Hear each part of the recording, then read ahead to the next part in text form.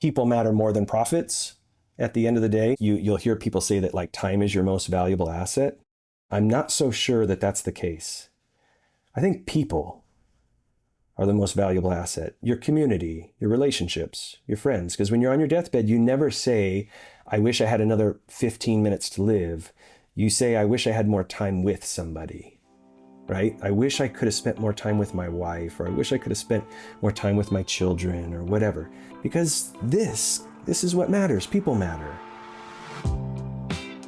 Welcome to Main Street Makers, a bi-weekly podcast that features real, local small business owners who have transformed their passions into profitable businesses. Learn from fellow small business owners on how they overcome challenges, find opportunities, and create thriving operations that make our neighborhoods more vibrant, connected places to live. I'm Tiffany, and this podcast is brought to you by NAV, the business credit platform that believes every small business owner deserves the chance to succeed. Now, let's get to this week's show. Hi, welcome to Main Street Makers. We're sitting here with Vincent Latteri. He's kindly offered to chat with us today about his very inspiring business. So, welcome. Great. Really glad to be here. Honored. Yeah. So, can you tell us about your business? It's called Hito. It's a really interesting business model. Can you tell us a little bit about it? Yeah, I'd love to. So Hito is a one-for-one profit with a purpose business, very similar to like Sackcloth and Ashes, very similar to Bombas, where you buy something and within that price point, we're able to give something to the community. Specifically, for us, it's the homeless or the unhoused community, where primarily we've focused in the Southern California area thus far, including like San Diego, Anaheim, some places in Orange County, in Temecula, and in Oceanside and Carlsbad. And our company is based around this idea of like people matter. And we think that there should be no reason why businesses can't really push this reality that people matter more than profits at the end of the day. And so what we do is we sell backpacks. They're intentionally designed backpacks. I designed 3 backpacks in total, 2 to be sold and 1 to give. So whenever we sell what we call the Midtown or the Explorer pack, we give a Hito pack. And then what we do with that Hito pack, which is the best part in my opinion, is we fill it with a poncho, with a blanket, with socks from Bombas, that blanket's from Sackcloth and Ashes, which is another one-for-one company. We fill it with deodorant and chapstick and soap from a company called Primally Pure, which is like all natural skincare product. Amazing company. And then we've recently been in talks with a company called As Color, which is a company for like t-shirts and sweatshirts and hoodies, but they make really good quality stuff. And so we add that into the bag as well. The bag that we give is intentionally designed for the unhoused. So what I mean by that is it's 600 denier weatherproof fabric. We've included a poncho on the top. It's got a place where you can like zip up a blanket. It's got a built-in reflector and a removable reflector. And we use that backpack as a vehicle to help communicate identity and dignity.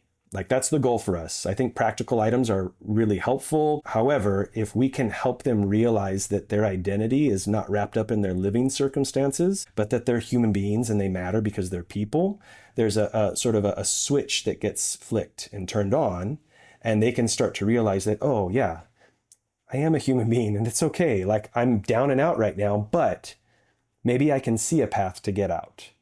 And so, yeah, that's the business sort of in a nutshell. It's profit with a purpose, one for one, really excited about it. And then in addition to that, that's sort of an offshoot is the nonprofit side, which is called Pack Hope. And essentially the two sort of work together to try to put out as many bags that we possibly can. That is so inspiring. So I have so many questions, but how did you decide what to put in the bags?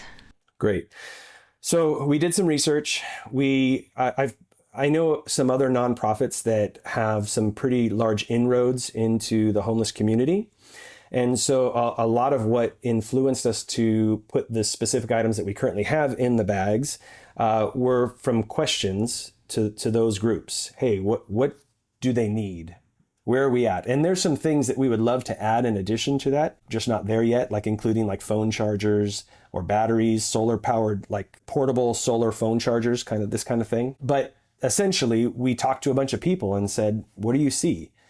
Because I can go and I can grab someone on the streets and say, hey, tell me your story and how best can I help you with practical items? And that'll be one user case. But when I go into these groups that already have inroads to the community, like Humanity Showers in Oceanside, great guy, Jordan out there. He has this stall with like 5 showers, and it's like a trailer. And so he parks it in a parking lot, and then everybody, every Wednesday, comes in, and they go into this parking lot, and they can have showers, and then they get food, and like you create relationship, you create community. And for a moment, those that are living life on the streets can actually like put their hair down and they don't have to look over their back, because there's so much that takes place when you're living on the streets. That's like apart from the realities of not having what you need, like the dangers of like, there's a guy that's right next to me that's ready to stab me. Like it's a real thing. So there's a lot of fear, a lot of anxiety. It's very difficult situation. And so for a moment, they get to let their hair down. They're in a safe space. And he was one in particular that I asked, like, tell me, what else should we put in here? And so that's sort of where we got what we currently have in the bags. Do you do that in partnership with companies like Bombas, or is it more like you're supplying those? Yeah, currently we have partnerships. We don't have, just to be perfectly frank, the capital to be able to fill the bags as well as provide the bag. Built into our price point of what we sell to give is really the price of the other bag landed here in the States. Part of the reason why we got the nonprofit was so other companies could donate, and that could be a way for them to mitigate their tax liability. Like, hey, I can donate this product to you. I know where it's going. I know you personally. And now we can start sorting through how we're going to help our community and provide these practical items. So that makes a lot of sense. So can you talk more a little bit about how the nonprofit, and are you an LLC? So the Profit with a Purpose business is an LLC, and then we have a completely different entity that is the nonprofit 501c3. So, and that's the Pack Hope.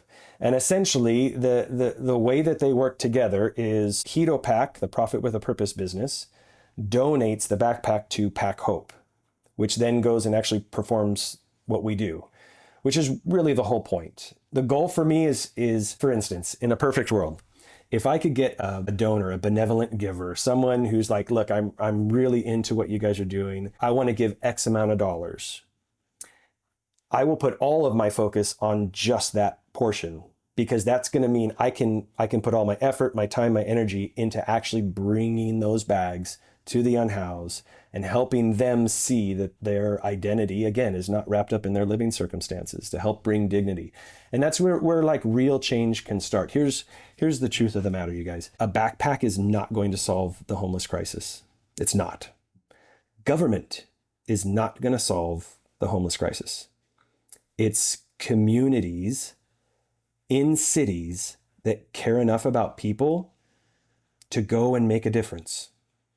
When a group of people start to do that in a small scale and it can grow, you're going to see change. Best case scenario, there will still be some who choose to live on the streets.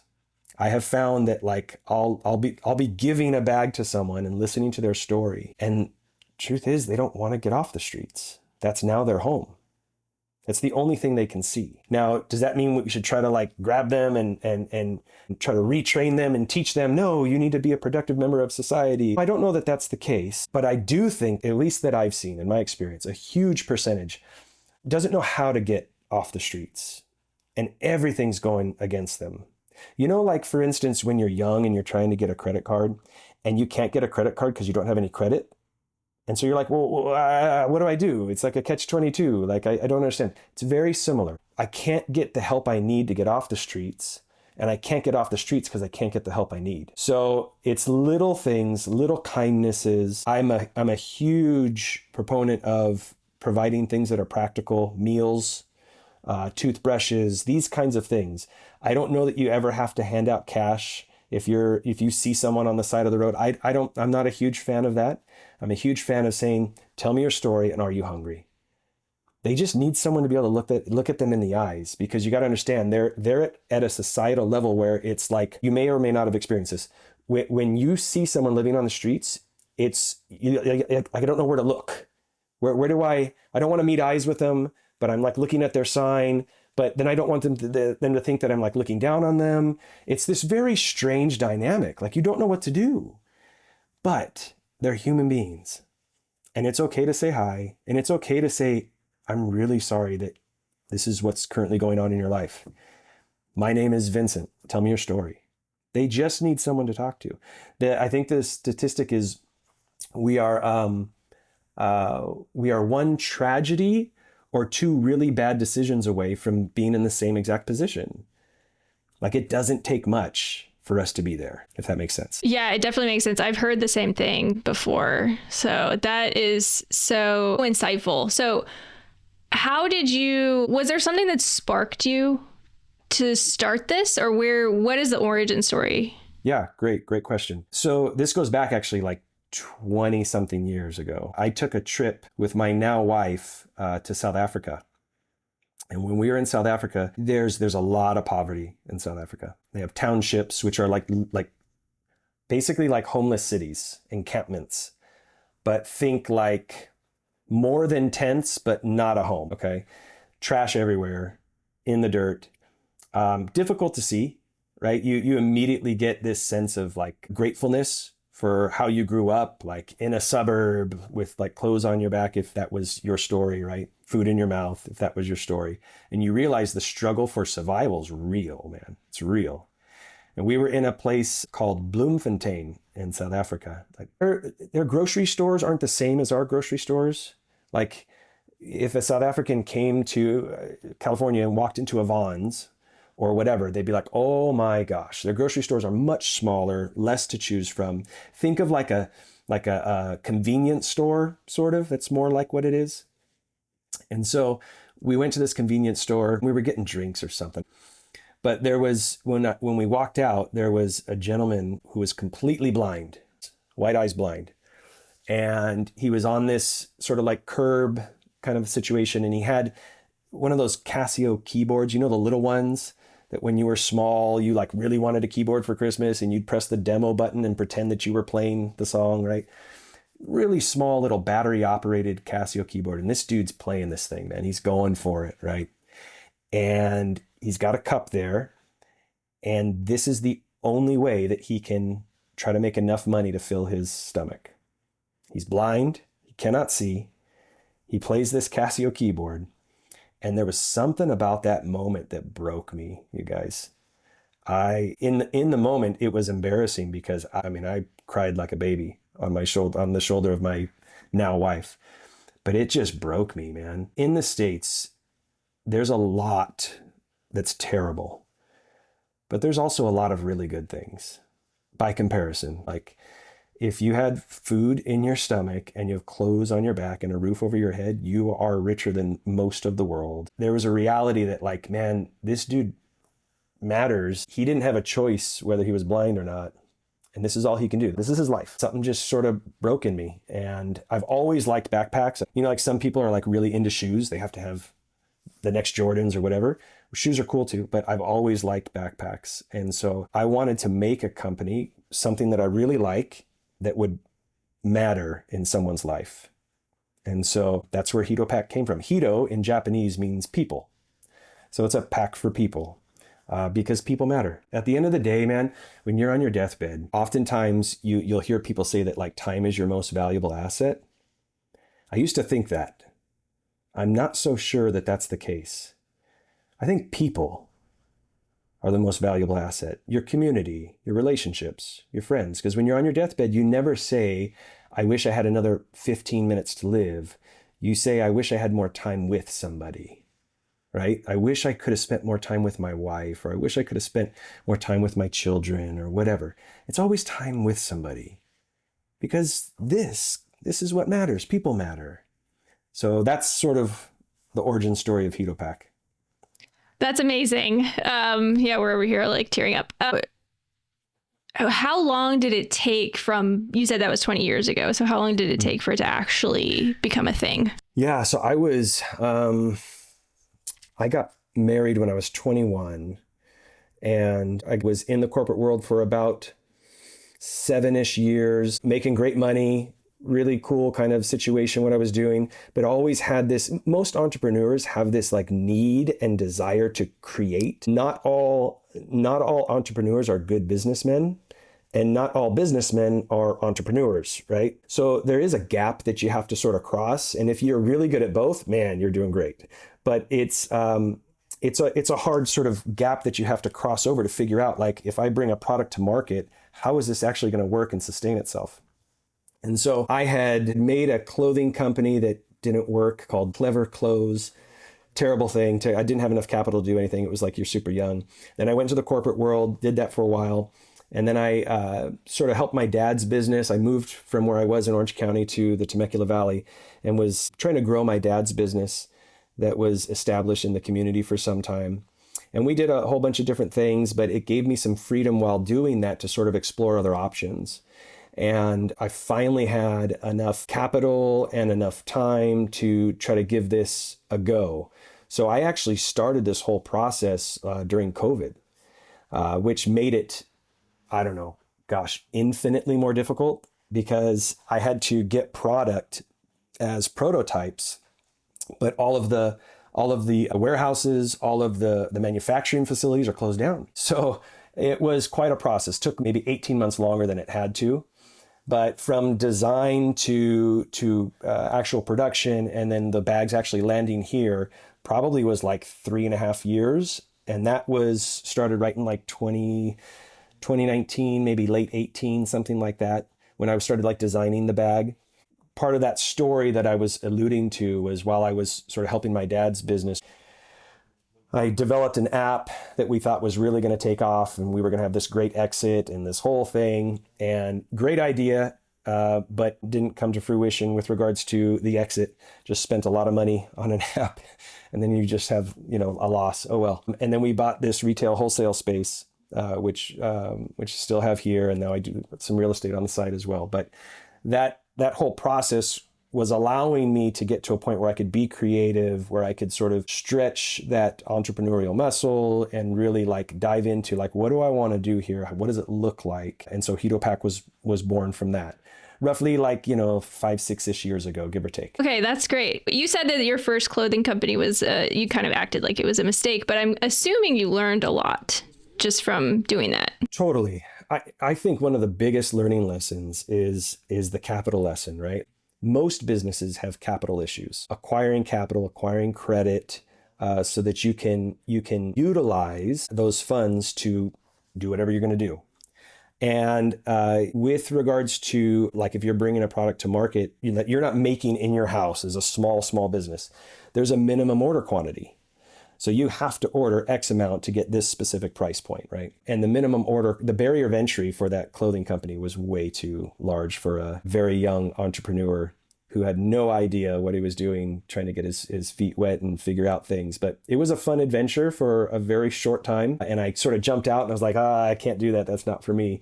But I think the app really helped me when we were developing the app, which was also quite a process. We launched that in January of 2017. And closed it down, I think, middle of last year. And so I think that process, the app, was probably where I learned maybe the most how to market. The app was unique in what it was. And so it was very difficult to try to figure out what's the best way to market this. And then how do you acquire funds to market? And then once you market it, how do you execute on not just the marketing, but delivering your service or product? Most entrepreneurs will tell you they wear a lot of hats. They have to, because you can't afford to pay for someone else to wear the hat, which they'll probably do a way better job than you, but you just can't afford them.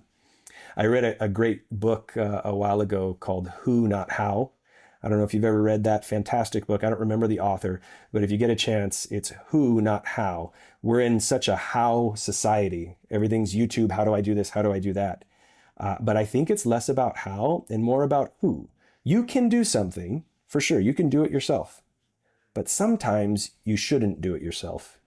You should let someone else do it, because they're going to do it better and it's going to allow you the time that you need to do what you do best. Yeah, absolutely. Delegation is a big challenge for all of the small business owners that we've talked to. 100%. It's one of the biggest challenges. So I know a lot of like businessmen who have developed these fantastic businesses and highly successful, monetarily speaking. And once you get to a specific point, then the bigger issue is managing your existing employees, keeping them not just like happy, but like motivated and excited and still buying into the vision that you first laid out for them when they were hired. Like those are difficult things. So now it's like you work less on the things that you were working on because now you have the who's, but now you got to keep the who's happy. So that sounds like a Dr. Seuss book. Yeah, it does. The who's of Whoville. So you have employees currently? Yes. In my retail space, in Hito Pack, no, it's just me, and I do have a partner. And then we have volunteers on the Pack Hope side. So we have about 6 volunteers that help from time to time, depending upon their schedule. How do you keep them motivated? Gosh, man. If there was a cheat code for that and somebody knows it, please contact me. The problem with keeping your employees motivated is when they don't own it, they're not going to stay motivated. If there's not incentive that is increasing, they're not going to stay motivated.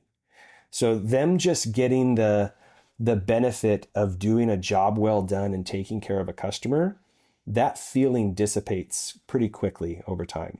I get it. That makes sense. Like, hey, you did a fantastic job with that specific customer. Kudos, well done. Look, you got a 5-star review. Fantastic. But after about the 3rd, 4th, 5th one of those, you're like, well, if I'm doing so good, then I should be compensated. Well, yes, that is true.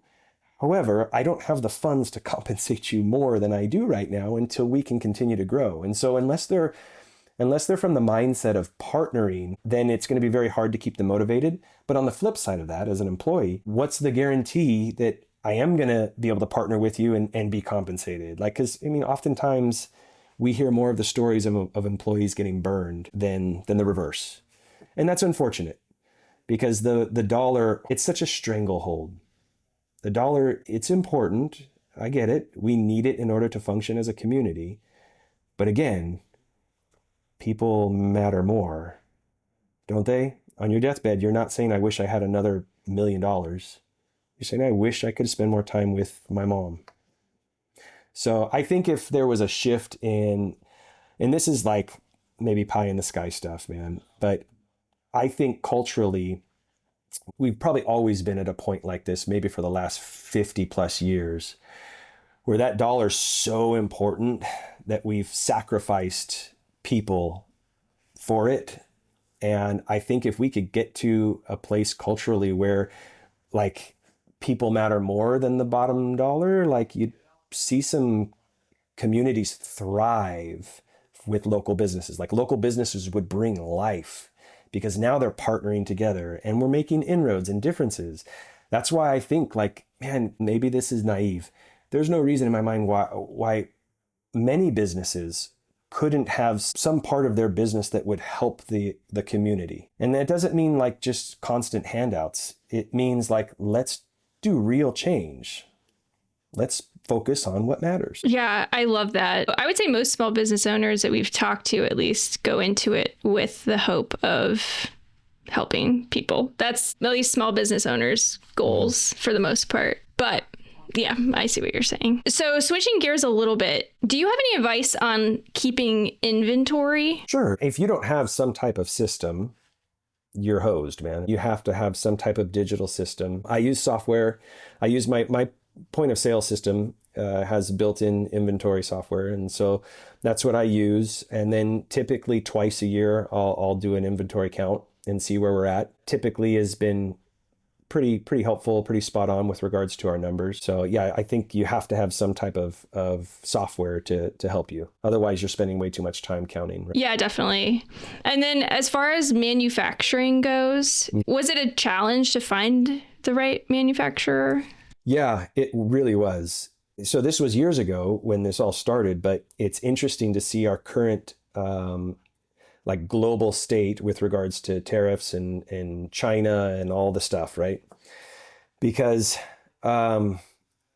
the bags that I sell are 1000 denier fabric, size 10 YKK zippers. They're like last a lifetime bags. They're super heavy duty, really nice. I took those to a local manufacturer here in Orange County, and he told me that he couldn't buy the material he needed for the price I'm getting the entire bag for, including the labor. So it was a challenge, but I did find a gentleman, an English guy whose business is helping these kinds of ideas start to lift off. And so he helped me find a manufacturer. Obviously, he takes his cut right off the top. He helped us find a manufacturer in China at the time who made all of our bags. He since has moved to, I believe it's Vietnam. And when we do our next round, we'll be looking at a manufacturer there. It's a real tough thing because my price point has to be at a place where people are willing to spend it, but also include the price of another bag. You're buying 2 bags.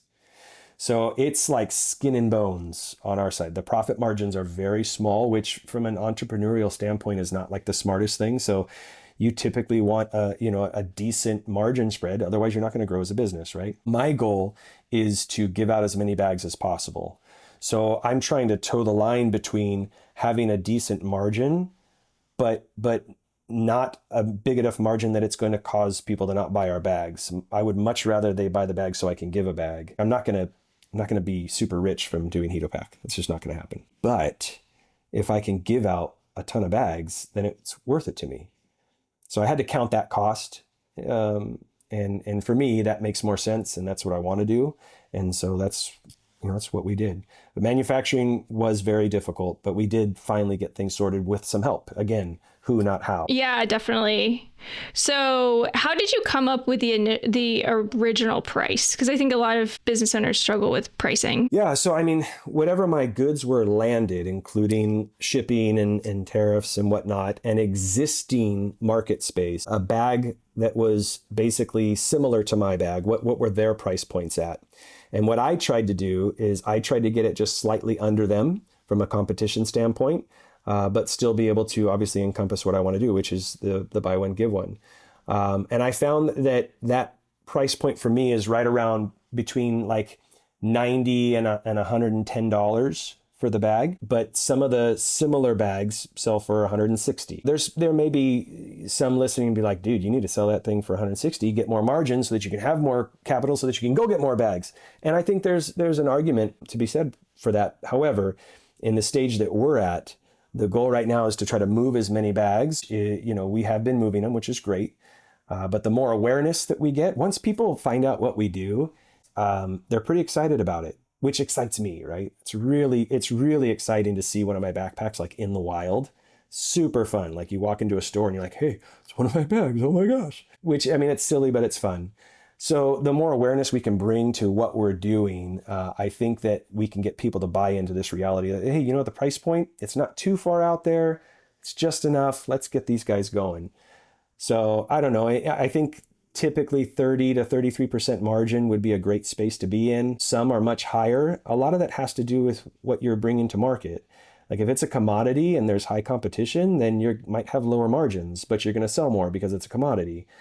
But if it's something super unique and you're the only one with it, I think you can charge whatever the heck you want to charge, right? It's whatever the market will bear at the end of the day. Yeah, that's very helpful. So this business is only one of 3 you said you had? Yeah, I have 3 businesses and I have the nonprofit, and we talked about those 2. I have a small retail wholesale space in the Temecula Valley, which we've already sort of touched on this a little bit, but it's actually called Do-It-Yourself Appliance Parts. And so it's for the do-it-yourselfer, and we help them fix their household appliances, washer, dryer, dishwasher, microwave oven, refrigerator, HVAC, and we provide parts for that. We provide parts for like apartment complexes, this kind of thing.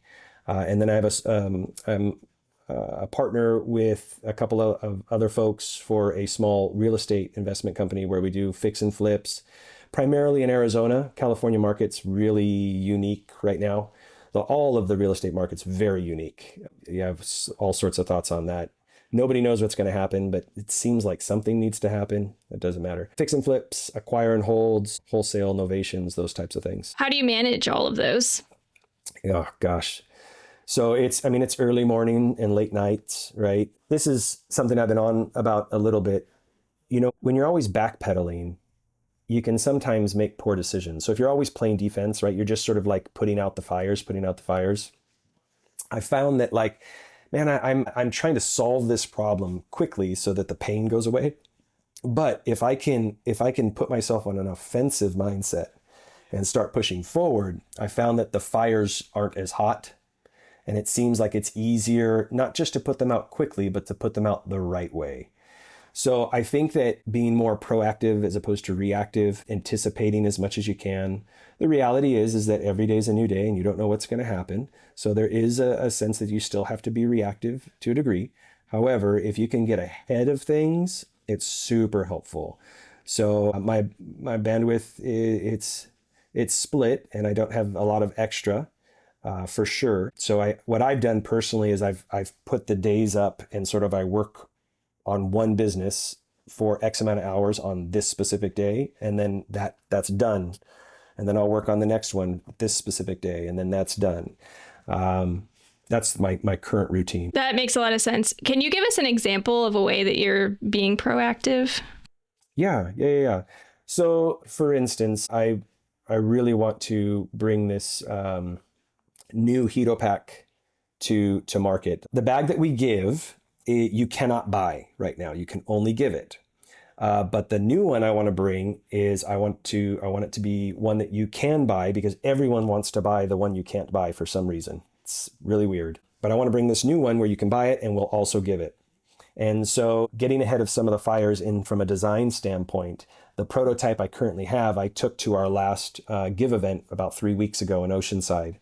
And I was asking some of the guys like, hey, what do you think about this? Would this be helpful for you on the streets? And so from that stance, I found that our existing bag that we give had some areas of opportunity that like we could have done had I done that before. And so an example would be getting ahead in from a design stance of putting out some of these small fires to bring a better product to market by asking the questions. I think it is fascinating how we think we know what people want, but we don't.